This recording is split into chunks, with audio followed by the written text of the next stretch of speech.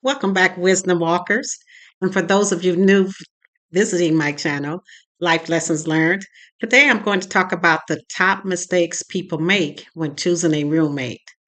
Now, first of all, let me just be honest with you. I never thought that I would be put in a position where I would be looking for a roommate. I was already over 60 at the time.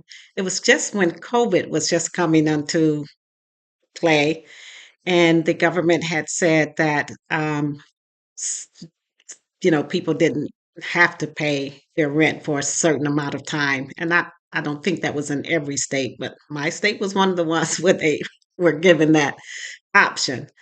And because of that, many people chose not to pay their rent. And as a result of that, the complex that I was staying in at the time had decided to increase the rent for those of us who were still paying. So, okay, this is America. We pay for those that don't pay, whether you want to or not. As a result of that, my rent went up by $370 per month. I'm going to let that sink in because some of you guys are probably saying, per month? Yes, it increased 370 additional dollars per month. So, not many of us have an additional $370 for an unexpected expense that's going to be a monthly expense and moving forward. So, I had options. One was to be like everyone else and just not pay my rent for 2 years. That wasn't an option that I elected to do. Another option that, of course, all of us would have would be to simply move. But in order to do that, you have to give that 60-day notice. And we did not have enough time to do that because of the time frame they had given to us for the increase. So I didn't want to break my lease and have to pay for that and be penalized. So my third option was to get me a roommate at 60, 61. And I had never had roommates before in my life, if you don't count my kids. So to me, it was like, that's not something I really want to do. But what can I say? I had to cut the expenses some, and having a roommate would not only cut my rent, um, you know, in half, it would also give me an opportunity to have the other bills, lights, gas, and all of that stuff to be split between me and another person. Now, at the time, I lived in a very nice apartment in Scottsdale, Arizona. So I had a two-bedroom, two-bathroom apartment. You guys are probably saying, why did you have such a big place? It was just you. But I did use the second bedroom because for my home office because we were all sent home during COVID and we haven't been called back since. So we all work from home now. So I was using that second bedroom for that. But I was like, you have to do what you have to do. Now, since I'm going to be talking about the top mistakes that people make, we're going to get right into that. A lot of you will not like this first tip that I'm going to give to you, but someone has to say it. It may as well be me. The first thing you want to not do is seek out family, friends, or coworkers to be a roommate with you. Now, in case you don't know why, let's get into all of that so people can see some of the obvious reasons why that's not a good idea. And I'll start with the coworkers. Uh, do you really want someone at work knowing all of your personal daily habits or habits that you don't have? Sometimes people have a tendency to talk at work, and you don't want other coworkers to know what's going on within your household. And you really can't, control what a coworker says to other coworkers. So it'd probably be best to just not even create that dynamic for yourself. That's something you can control, and that's something you do not have to entertain. So that's, to me, it's self-explanatory. Now, when it comes to family and friends, the best way to destroy friendship is to have a roommate for a friend, or I should say, to have a friend as your roommate, because we all know. people live differently, and we do all have different habits. Sometimes someone wants to be a late riser, and someone else likes to be an early bird, which is fine as long as you guys have, the understanding of how each of you will be maintaining your own lifestyle. But sometimes there can be lots of conflicting issues that arise, and you really don't want to risk having or losing a good friendship because the two of you wound up becoming roommates and things just didn't work out. It's best to keep your friends as friends and not have them in your daily living arrangements if you can avoid it. In my thoughts, you can. Okay, there's millions of people in this world, and you can always choose someone that's not a friend for that situation. And then we get to the family members. Family members usually or sometimes already know about your family dynamics and you already know about them. So that one kind of is self explanatory as well, because then you have other family members that you may not be as close to or that you don't see that often, hearing and knowing and learning about what's going on in your household from your other family member. Also, with family members, because they're family, we tend to give them more slack than we would renters that we don't have connections with. So we tend to allow them to be late with making the rent payments or come up with excuses and not make it at all, or things that we normally would not agree to, we allow it because they're my sister or my brother or my cousin or my aunt. Avoid that by just not letting those people be part of the options of being a roommate. So, like I said, these are just things that needed to be said, and most people don't want to say them, or they're already in that type of a situation, and they're like, "Geez, I could have had a V8, right?" Another thing that you'll want to do, and this is something I did when I was looking for my roommate.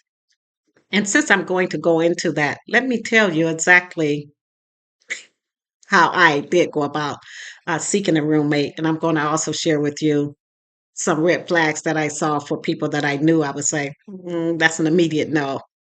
And in some cases, oh, hell no. But let's get to that.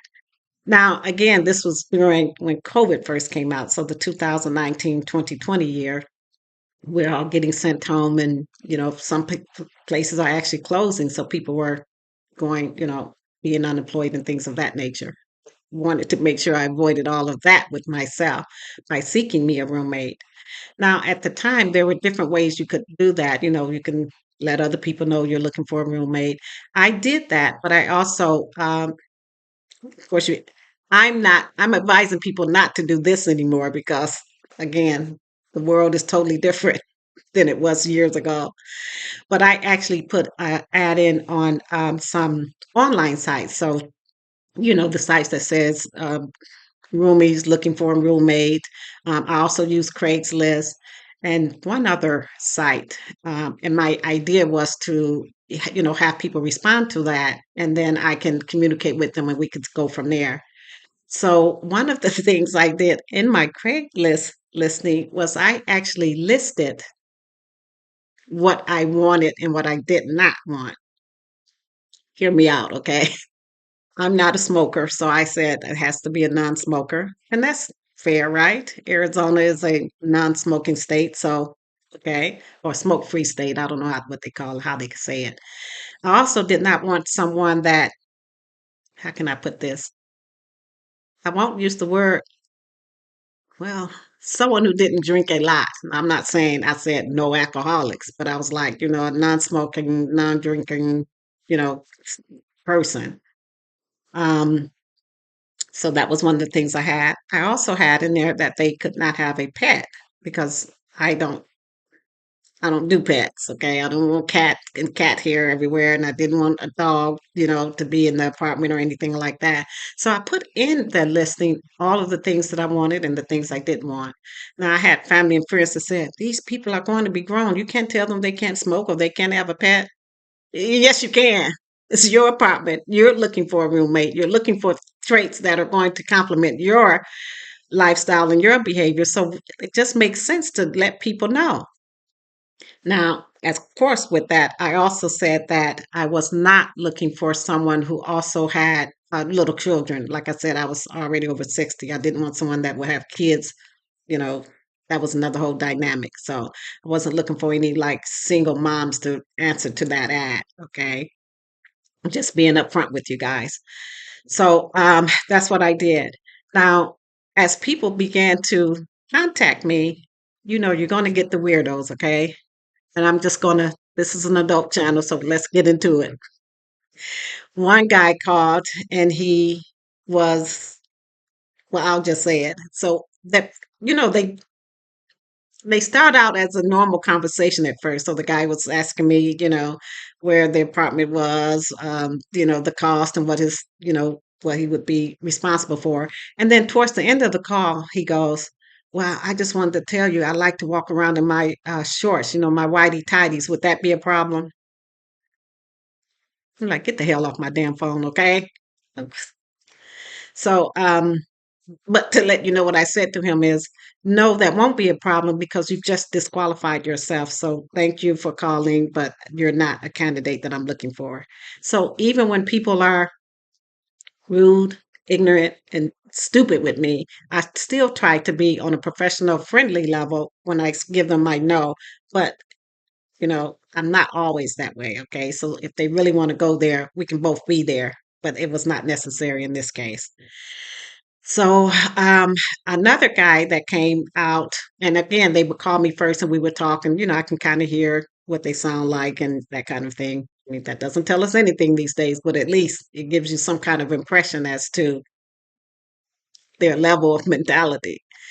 So this one guy had, answered my questions. I answered his. He asked if he can come and see the place, and I said yes. And just to let you know, I don't make the mistake of agreeing to see people or having people come to see my apartment after 6, 7, 8 o'clock at night. I'm like, if they can't do it during the daytime hours and that kind of thing, then I'm not looking to open up myself to risky behavior. Okay. So that may be something you want to keep in mind as well, unless you have someone there that's with you. But you can kill two people as easy as you can kill one. That's the way I look at it. Not you, I mean them if you're inviting people to your home. But back to this one. So this guy came out dressed nicely, casually. I mean, it's not like he put on a three-piece suit or two-piece suit, but he was dressed casually, but his clothes were neat. He spoke very well. He's well mannerable. And then as we're talking about the logistics of him moving in and, you know, people would have to pay up front for me. So um, we were talking about that. And I actually had it so that I wasn't looking for someone to move in immediately. It was during the Thanksgiving holiday, so I wasn't looking for someone to move in until after the Christmas holiday. So that way they had enough time and everyone could be prepared. And this guy came and he loved the apartment. Like I said, it was a two-bedroom, two-bathroom apartment. So the person would have their own bedroom, their own bathroom. Of course, we would share the living space and the kitchen and all of that, and they would be responsible for their own, groceries and that kind of thing. I wasn't looking to we split groceries in half, and then I cook sometimes of the week and you cook sometimes of the week because since my girls have been grown and gone, cooking is not a thing I do. Okay, I've gotten back to that now, but at this point in my life, I was like, I don't care. I microwave, okay, or do oven stuff. But anyway, so he's talking to me, and I gave him the tour of the apartment and everything. And I have, of course, well, the master bedroom, but their bedroom was also a nice size, almost the same size as mine. It's just that their bathroom was not in the bedroom. And this guy looks at the master bedroom that I'm in, and he goes, "Oh, this is the bedroom that I would need." I mean, not to offend you or anything, but I have a huge bed, and it has long beams or something, with it, kind like a canopy or something like that. And he said it'll fit better in this room. So, as I told you, I'm professional and friendly. And I said, well, this room isn't available for you. Your bedroom would be the other room. So then he says, wow, it's going to take me about 3 days to move that bed and all of my stuff here. Would that bother you? And again, professional friendly, but to the point. I said, why would it bother me? I'm not going to be spending the 3 days moving your stuff. I don't care how long it takes you to move in. And then here was the kicker. Well, I won't be able to pay you until after Christmas, but I need to move in before Thanksgiving. Uh, Again, sorry, you're not the candidate I'm looking for. So thank you for coming. So he said, well, what if I could come up with the money? Would that be okay? And I was like, what kind of question is that? If you can come up with the money, would that be okay? But in my mind, I'm thinking if you're already saying you're having monetary issues or financial problems, that's already a red flag for me. So, um, but I said to him politely, I said, well, yeah, well, you still would have to do, the background checks. Because I lived in an apartment complex and because I was looking to get a roommate, I, one of the things that I had in my Craigslist is that they would have to go through the leasing office to get that background check done and to, fill out the paperwork accordingly and that kind of thing. So it wasn't like I'm just looking for a roommate and whatever you tell me, we'll go with. So that's another tip. If you're in an apartment, have them go through the same process you had to go through to get into the apartment because they will check those people's background, their credit reports, and all of that. And because there's a charge to it, they pay it, not you, because I had to pay mines when they did the background check. So, and if they're going to another apartment or someplace, they would have to pay for a background check. So I told them they would still have to do the same protocol that I would have to do that gets you off the hook. Plus, they're physically signing a lease with your leasing office. So they still have to go by the same rules and regulations that you guys go through. So that's another tip. Now, the next one is to be upfront. Wait, I didn't finish what was going on with this guy. So he made arrangements to, come back and he was going to do the leasing background check and he'll have a check for me and all of that.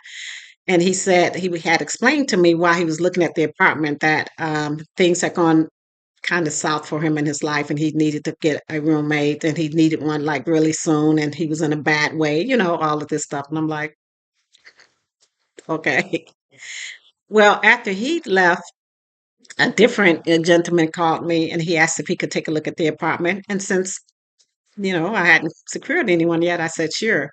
Well, this guy came again, dressed casually, which is what I expect. I mean, dress up to look at an apartment when you're just trying to be a roommate. Okay, I get it because neither would I. But very nice, very gentlemanly. I can't, very quiet. And people always say you got to look out for the quiet ones. Well, these days you got to look out for everyone. So, but he went through the tour and he liked everything about the apartment. And he, like I said, was pretty quiet and soft spoken. So he said, so my rent is going to be so and so. And I said, yes. And he said, and you won't go up on it? And I'm thinking, no, I wouldn't do that. So I said, no. And he said, and it'll be available right after Christmas. And I said, yes. And he said, do you mind if I think about it? Well, of course, you want people to think about it. So I'm not like thinking he's going to come and give me money on the spot or cash on the spot. So I explained to him he would still have to go through, the leasing process and all of that. So he asked if he could go to, take a look at the leasing office and just kind of look around the grounds, which is also a good sign. That means someone who's really planning on looking at where they're going to be at and they're not just making a rash decision. So I said, fine, that, you're welcome to do that. And so all of that worked out well.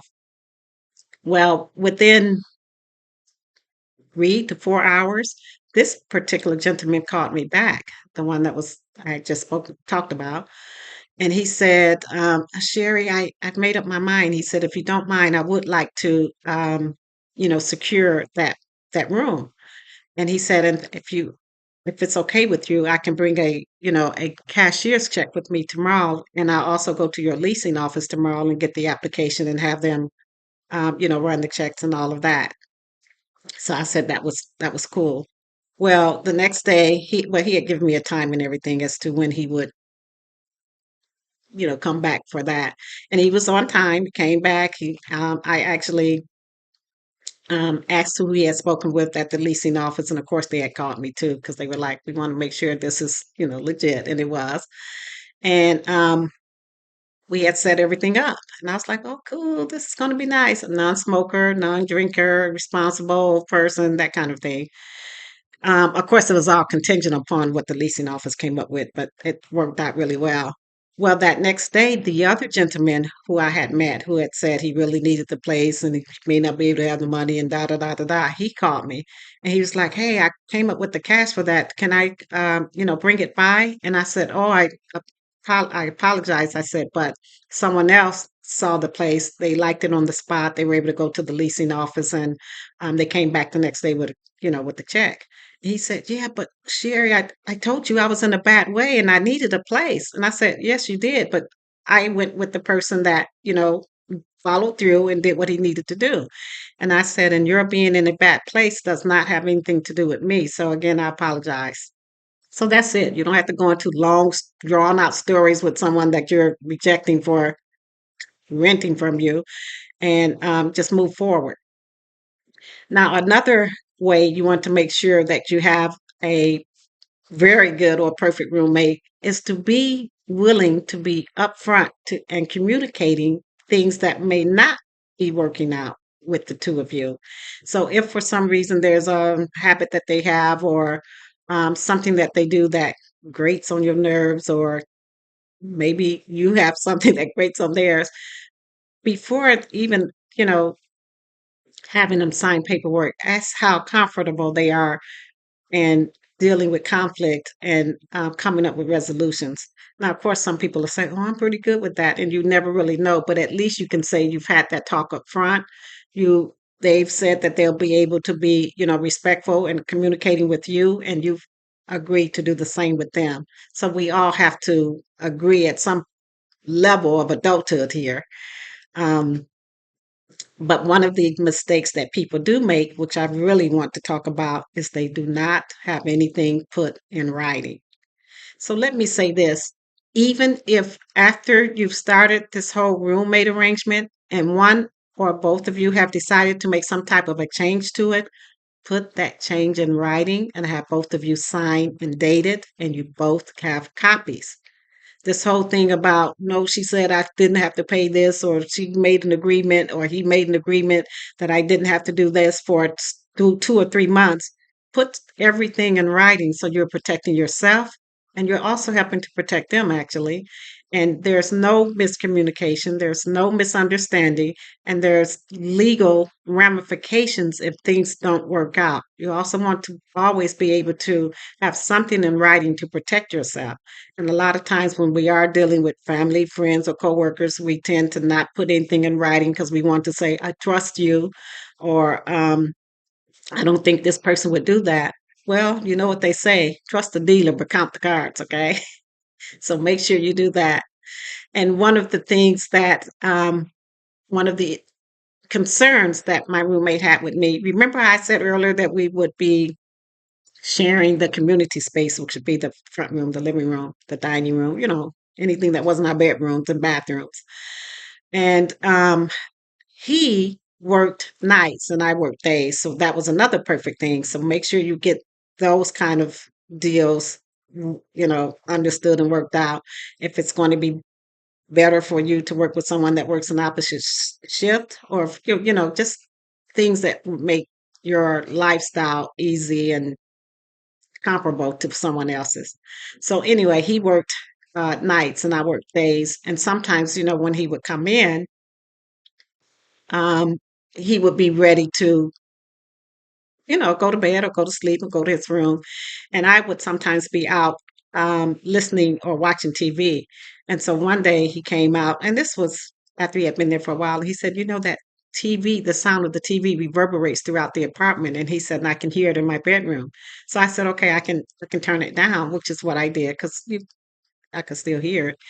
Unfortunately, he could also still hear it. So this resolution I came up with that was to buy the earplugs for my TV unit. So that way, when he's there, I can still hear it at whatever sound level I want it to. It's not disturbing him, and we can all get along. So always be open and honest about what your needs are, and then try to find some kind of solution for you that won't that's fair to both of you. And I didn't mind wearing the headphones while I was, looking at the TV programs that I had. Now, if you think about all of these tips, getting things in writing, no family, friends, or coworkers, being open and honest about the communication, um, making sure when rent, of course, is due and how much everyone's going to be paying for whatever utilities or things that you're going to be having. These are all things that you definitely want to have up front prior to committing to any type of a roommate relationship, whether you're in an apartment or even in a house. Just make sure that the expectations that are set forth are ones that everyone can agree to and that everyone can abide with. And if for some reason there is some type of concern or conflict that comes up, have some type of um, plan in place where you can have a resolution where neither of you feel as if you've been taken advantage of or that something isn't fair for one of you or the other. So this is Sherry. This is Life Lessons Learned. That roommate turned out to be a perfect roommate. We had never had any disagreements. He always paid on time, and sometimes he paid ahead of time. He pretty much kept to himself in his room, and I pretty much, well, I had to because I had been using his bedroom as that home area. I, of course, had to move all of that stuff out, and I had it set up in my dining area. And at one point, I had it set up in my own bedroom, so that way we all had the share space that we needed. But that turned out to be really, really good for him as well as for me. And he actually was with me for a period of 2 years.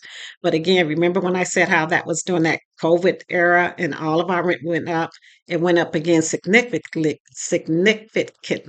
the next year. So both of us were like, okay, we're going to have to be out of here. So, but he did let me know. He gave me a 30-day notice, and I stayed one more year after that, and then I moved into my beautiful place here. And interestingly enough, um, it was less than, well, of course, it was less than what I was paying because that was my point for moving, to get out of that exorbitant rent amount. And rent is still going to, as far as I'm concerned, be high almost no matter where you're going. But interestingly enough, this place did not increase my rent my second year. And normally we all say, they're going to go up at least 40, 50, 60, sometimes $120. But this place was really nice. They said that I was a good tenant. No issues, and they're really, really great with working with their tenants and everything. So, and it had all of this. It has all of the same amenities my other place had, except I went from a two-bedroom, two-bathroom down to a one-bedroom, one-bathroom. So that way, I didn't have the necessity to need a roommate because I was able to maintain my lifestyle with the income that I have. But they still have, swimming pools here, exercise room, events that they do for the tenants every once in a while for activities for us. And it's in a very beautiful area here in Arizona. So everything worked out for me. But these are the things that you want to be cognizant of if you're looking for a roommate. So this is Sherry. This is Life Lessons Learned. You guys know my mantra. Knowledge is in the knowing, but wisdom is in the doing. And the proof of any lesson is the application of it. So, what lessons have you learned this week, this month, this year that you're implementing or planning to implement in your life so that you can have a more pleasant lifestyle and begin to create the things you want to experience in your life? I will talk to you guys later. Bye bye.